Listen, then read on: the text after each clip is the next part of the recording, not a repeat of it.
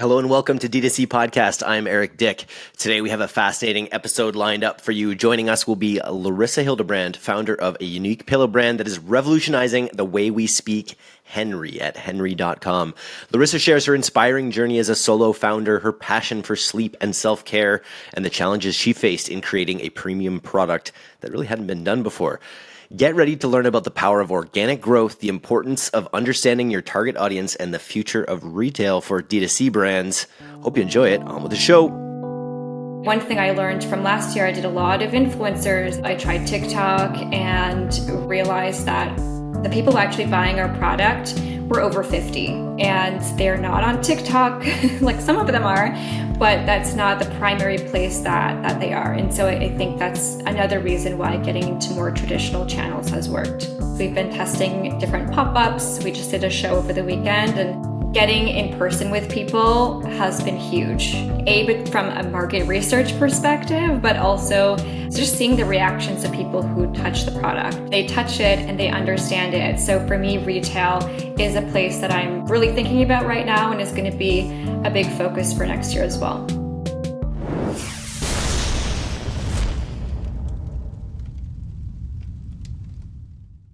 Larissa, welcome to the D2C Podcast. Can you start by telling me why you built Henry?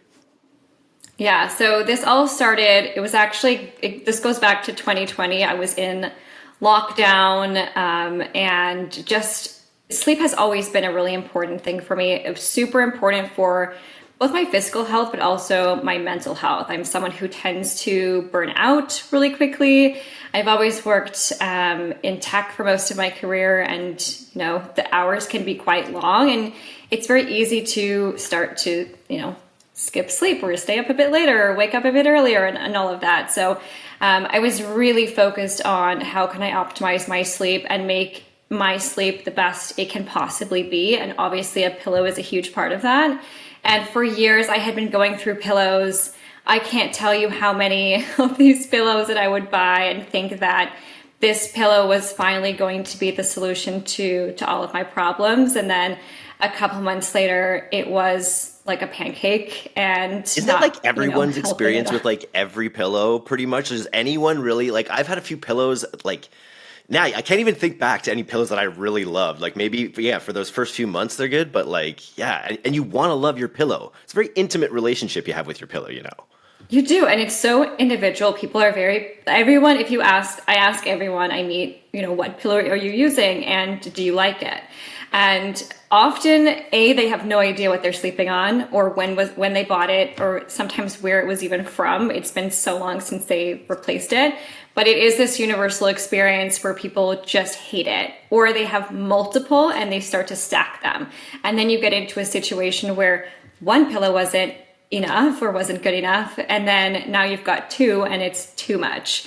And if you've ever woken up with these mystery neck pains and said, like, I must have slept in the wrong position last night or something like that, right? It often case is your pillow. And I think we spend a lot of time thinking about the mattress.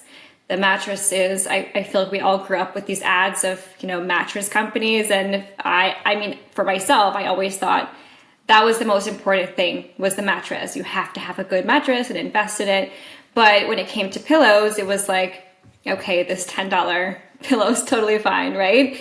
And yeah, as I got older, that was just not the case. They were not working out for me anymore, and I was super frustrated. And I was lying in bed one night just complaining about it, and my husband just said to me, well, why don't you solve it then? Why don't you just go build one yourself?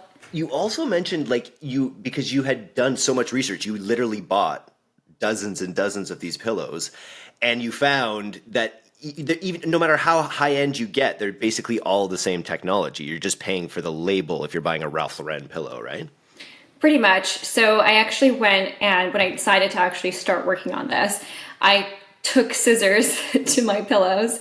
I'm sure there's a better way of doing this than just cutting them with scissors, but I started hacking up the pillows on my bed, and I had bought them from different places. They had all these different names for materials and, funky names for the technology that was in them and all of these things. And I started to open them all up, and on the inside, they all looked almost identical.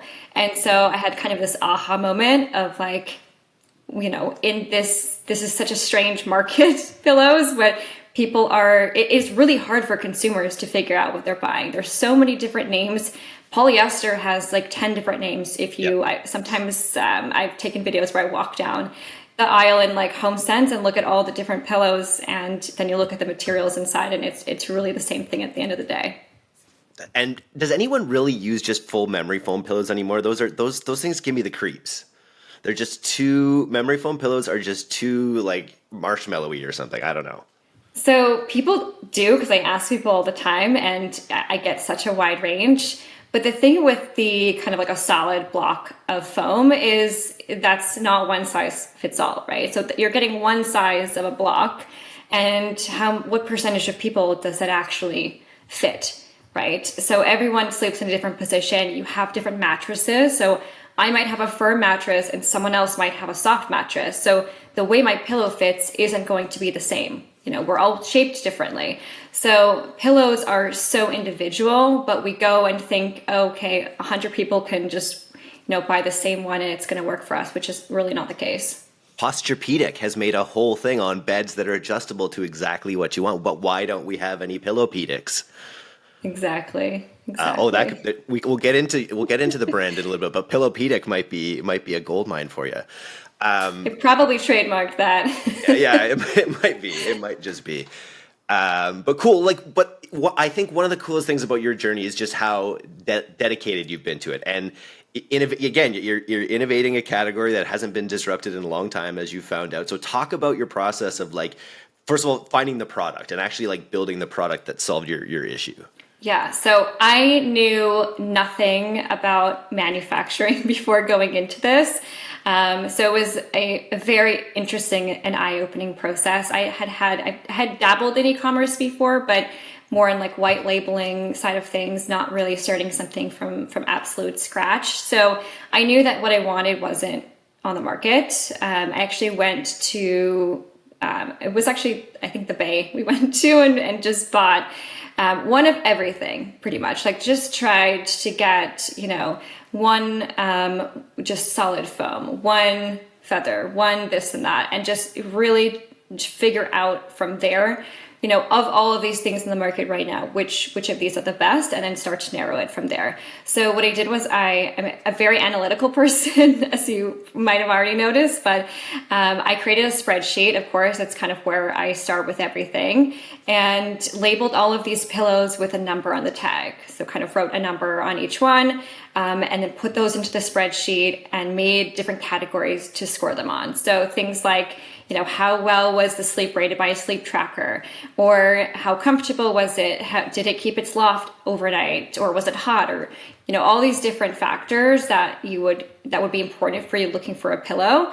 And then slept on all of them, gave them all a week, and then my husband and I both would sleep on it and then rate them by the numbers. They were all under these protective cases. We couldn't figure out which one was which was the whole idea. We wanted it to be a blind test without brands or anything like that, different price points, and then went back and kind of aggregated all of those scores. And that was our starting point. And then from there, just started to what I call Frankenstein these pillows together, where I would take maybe the cover from one and then the interior from a different one, and really just start to mix and match. And then from there, doing research as well on different materials that we could use, because there was a lot that was important to me. I had a lot of non-negotiables, so sustainability was a big one as well. And just, how can I make a pillow that will keep its loft, be supportive, be something that works for everyone, especially since we are selling this online and we don't want to carry 75 different pillows that could fit everyone. How different were you and your partner's ideals of the perfect pillow? Were you kind of aligned? Because I feel like what you just described there is what everyone wants as your perfect pillow. A little bit supportive, the right give, breathable would be a big one for me. So how closely aligned were you on that? How fine? I guess a lot of it comes down to the size of the pillow, which is adjustable with your model. Mm-hmm.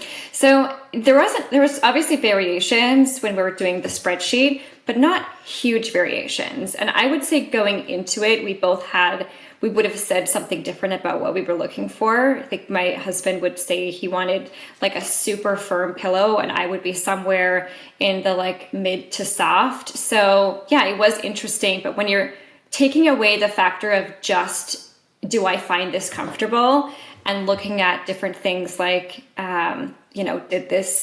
did I just fall into the mattress, or did my neck actually stay up? It takes a bit of that subjectivity away from it. Interesting.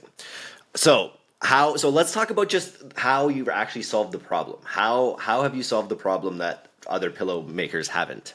Yeah. So one thing is the adjustability, obviously, is the biggest thing, which is it fits everyone. So our pillows are 100% adjustable. We send them with probably more stuffing than most people need.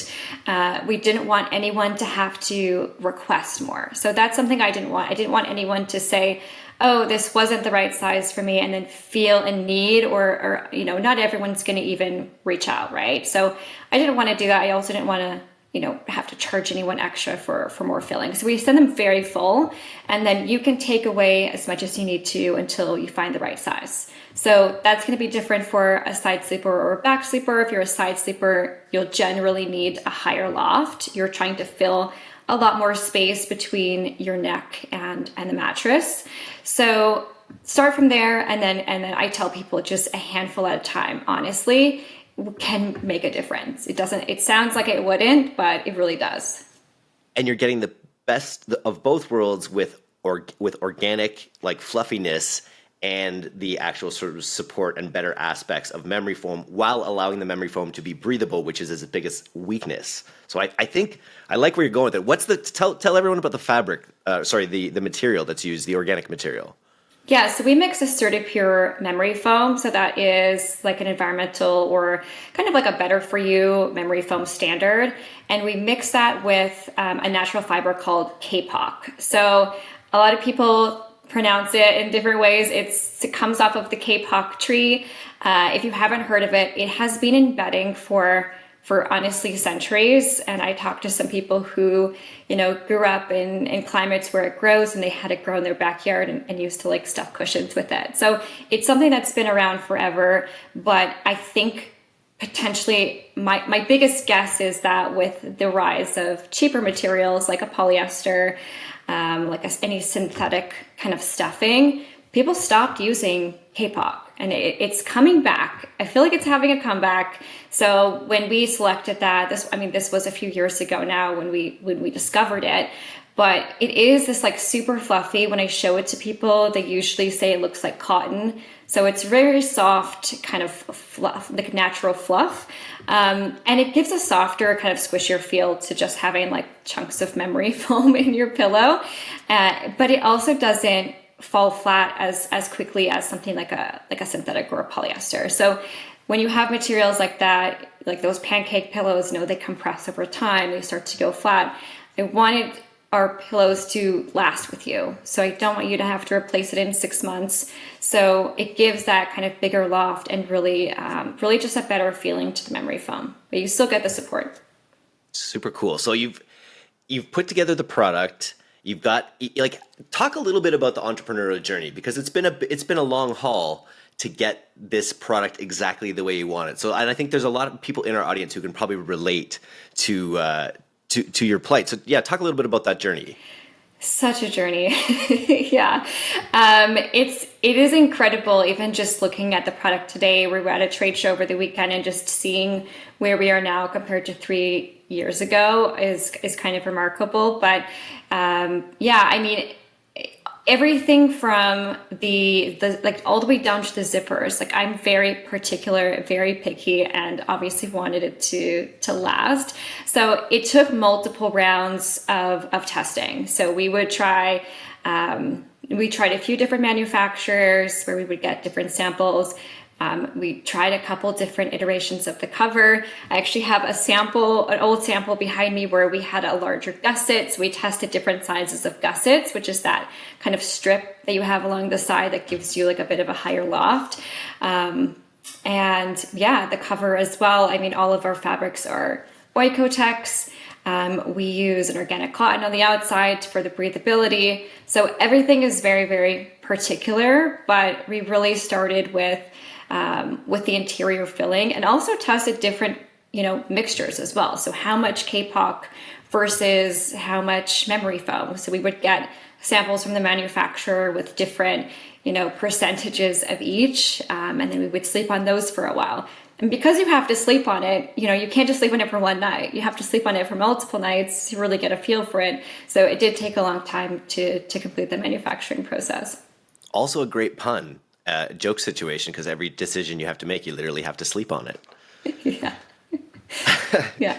Yeah. So that's true. So let's talk a little bit about how you've grown the business. Because I know you have a few hot takes here. You're talking about not using ads? Yeah. I always find that interesting. We come from an agency, DTC is, partnered with Pilot House, of course. And so I'm always interested in brands that have gone the route of not using the sort of like input, output aspect of social media and like Google advertising. Yeah. So I've tested a little bit. It's funny because I worked in pay-per-click a long time ago. I worked in an agency. I also used to teach marketing, and I would always tell entrepreneurs to not be afraid of spending money on ads. And it's so much easier to tell other people that. And then when it's your own money, it is a different story. So yeah, when I started, I did some testing, and I never really saw the ROI that I wanted to see. It's not to say we'll never test it again, that we'll never go back to ads. Maybe we'll have a chat after this and see. But it wasn't one of those really obvious things. The acquisition cost, I wasn't super happy with. It was okay, but I'm much more interested in growing more slowly and growing more profitably than just kind of, spending a ton of money. So I think it's been a slow burn since day one. We just launched last year at the beginning of the year. And we tested, quite a few channels, and saw kind of what worked and what didn't. But I would say it's also about the product, right? So if you think about pillows, people are doing a lot of research typically. So where we have done well and where we did well since day one was through affiliate and a lot of kind of articles. So getting into those articles where people are reviewing pillows, talking about them, ranking them, all of those were kind of where we saw a lot of our growth last year. And continuing to invest in that on kind of like a less affiliate basis this year, we actually started to invest in PR. And I did a lot of PR on my own, PR outreach on my own last year. And the amount of effort it takes to do on your own versus the reward, it actually made the decision this year to hire externally and hire someone to support us on PR. And that was a really big shift for the business. Marketers, if you're finding yourself manually creating segments on Shopify and then waiting 20 minutes to download just so you can upload to Google, Meta, or Attentive to keep your audiences in sync, try Trestle Segments. Segments makes segmentation easy and profitable. Choose from pre-built audiences backed by data or make your own. Segments will keep synced across Klaviyo, Meta, TikTok, and more. They've just launched Filter GPT, so now you can segment using natural language. For example, just say, customers who bought during last year's holidays but ghosted since, and voila, it's done for you, ready for retargeting. Isn't AI wonderful? Try it today at trestle.co/DTC. That's TRESL.co/DTC for a special offer. I want to just back up too on the getting into lists and things, because I think that's sort of, is that literally as simple as seeing who's written it, finding out who they are, contacting them and saying, hey, how do I be a part of this? Like, just describe the process of actually getting into those lists. Yes, that's exactly the grind. I would basically go to Google and think, what would I want my customers to search? Or if they were searching for a pillow, what would they Google? And then I would take, typically the first page is the most important, look through all those people, and then I would go and outreach just one-to-one and say, hey, I noticed you had this article. Here is a short introduction to our pillow. And we also are part of XYZ affiliate program that I noticed that you have also used with others. And I think leading with that, I mean, if you're looking at an article where every single link is an affiliate link, you're not going to get on that list, unfortunately, without also having an affiliate link. So I just kind of hover over all the links and see what are they using, the platform that they're already used to, and then, you know, make sure we're on a handful of those, and then I'll do the outreach myself. Do you consider that like recurring revenue? Is that revenue that continues to go over time? Is it something you have to, now that you are, and we'll get into PR, now that you've kind of pivoted more to the PR grind, does that keep going, or does it require constant sort of tweaking?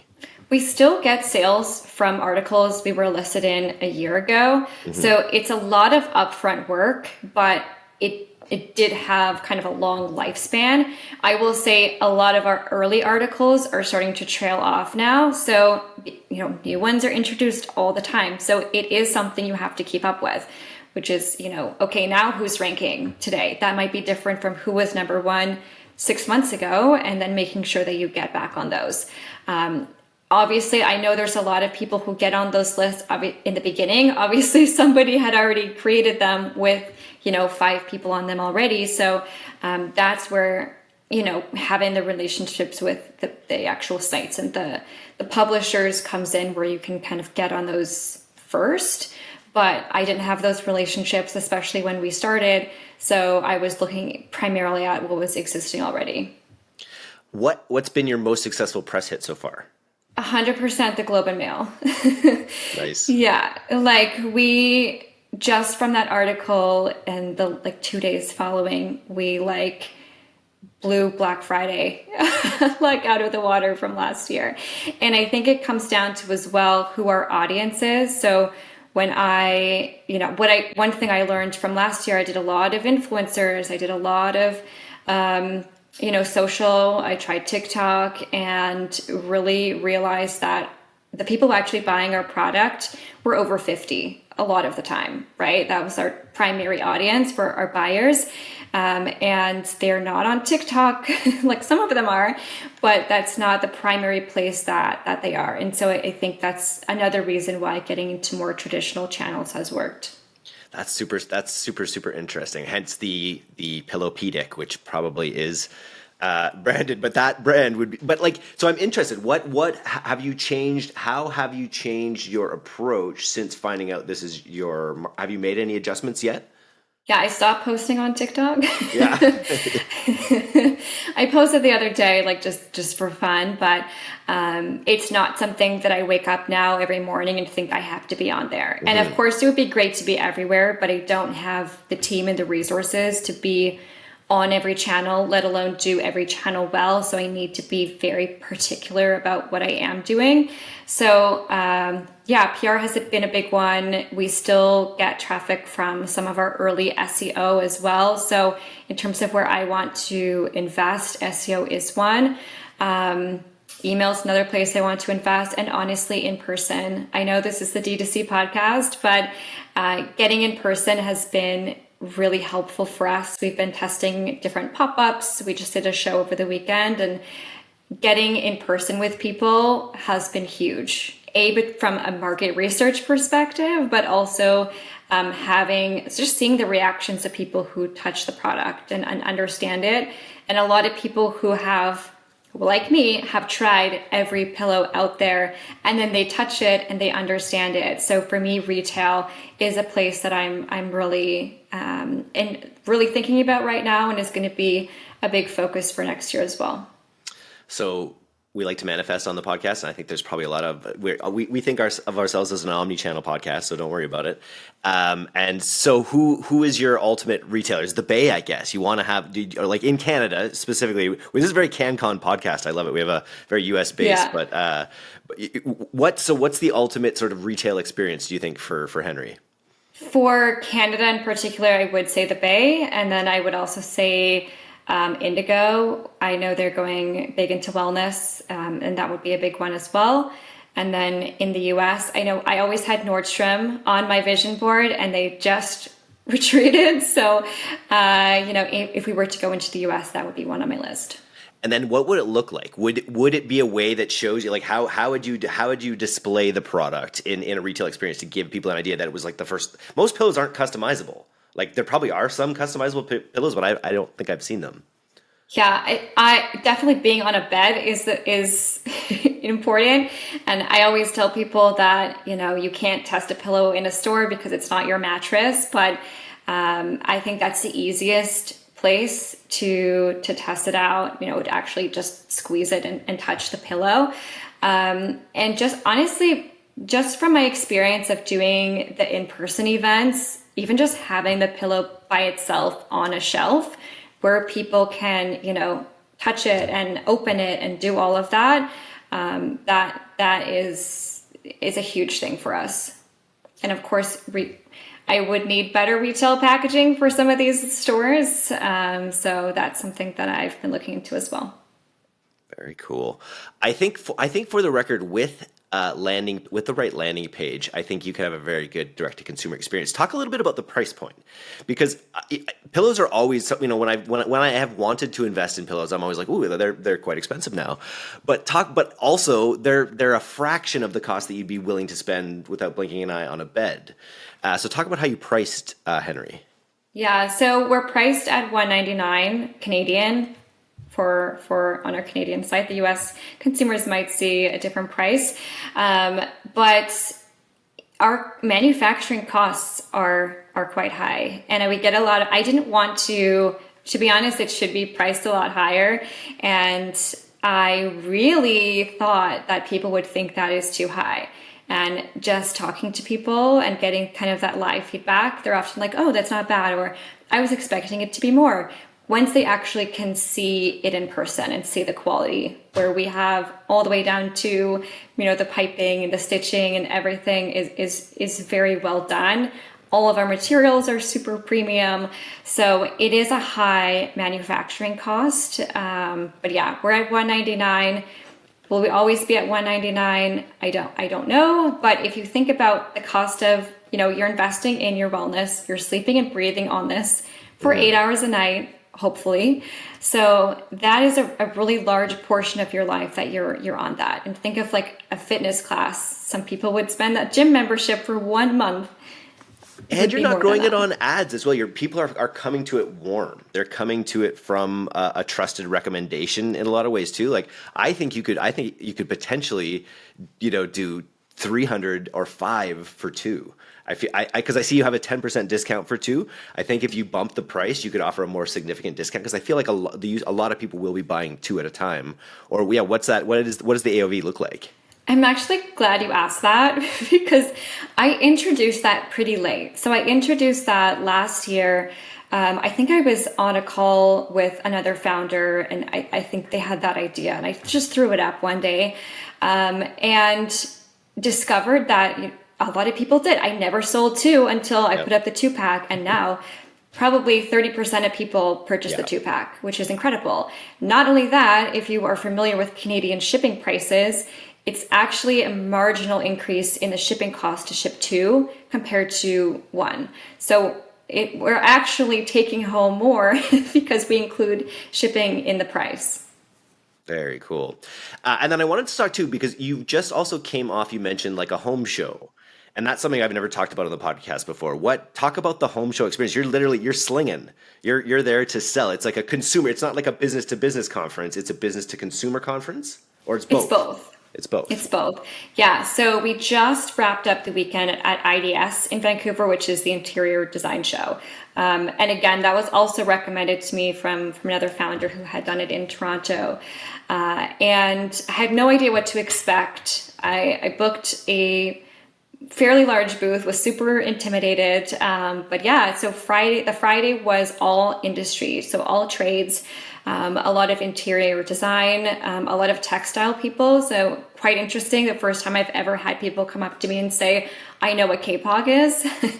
Before that, like most consumers are like, I've never heard of this before.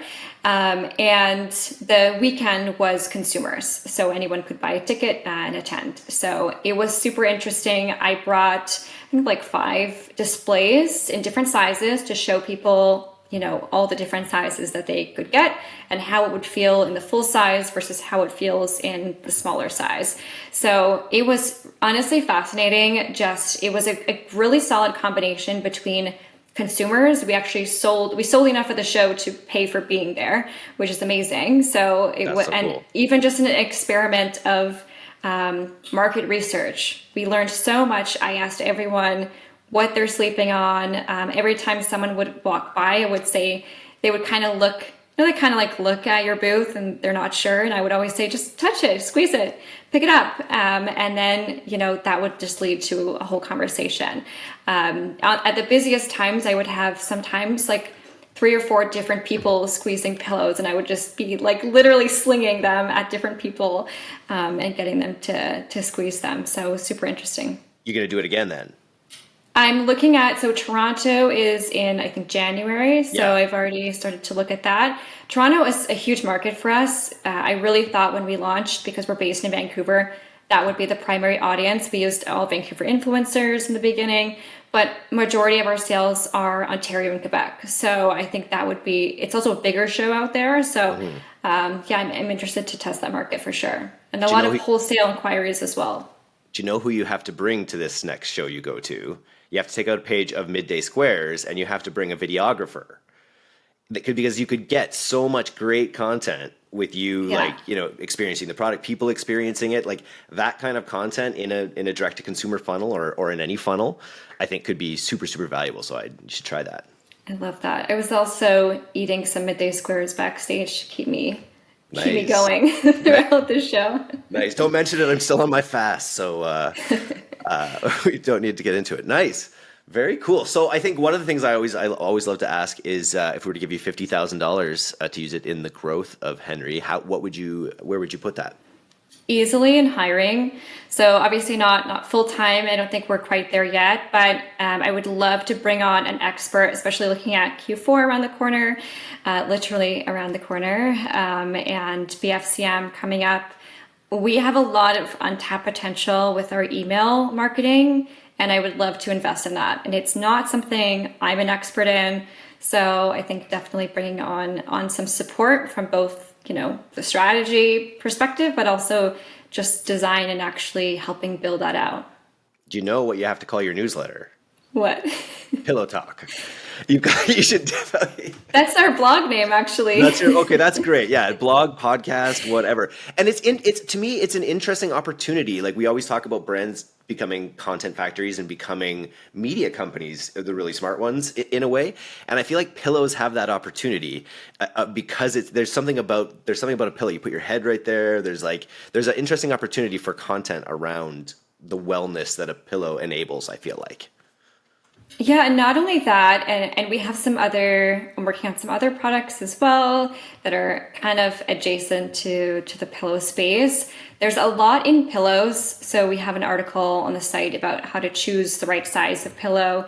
But there's also a lot around sleep that people don't realize impacts them. So all the way from how you wake up throughout the day, how you're managing your cortisol. There's so much, what you're eating, what you aren't eating, like there's so much that impacts how you sleep.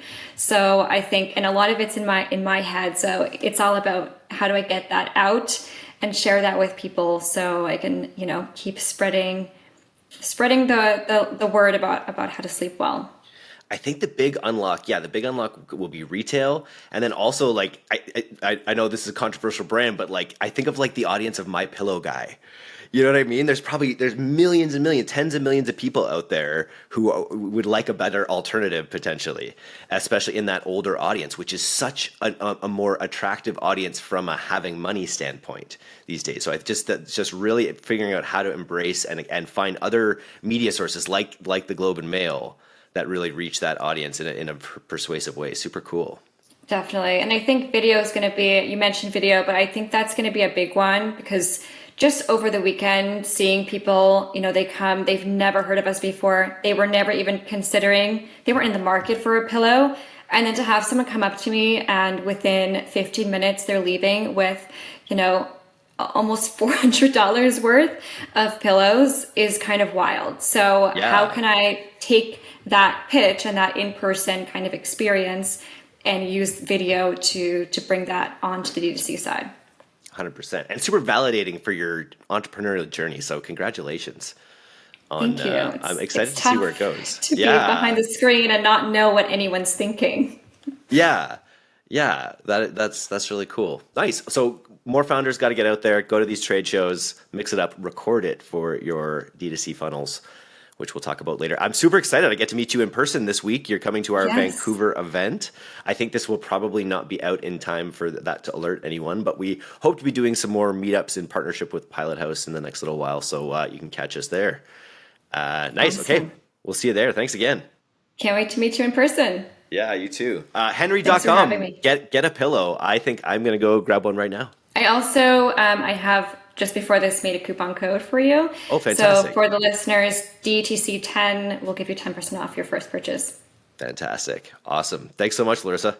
Awesome. Take care. Thanks so much.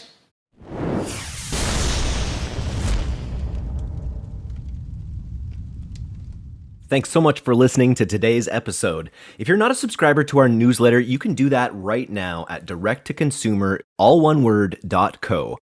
I'm Eric Dick, and this has been the D2C Podcast. We'll see you next time.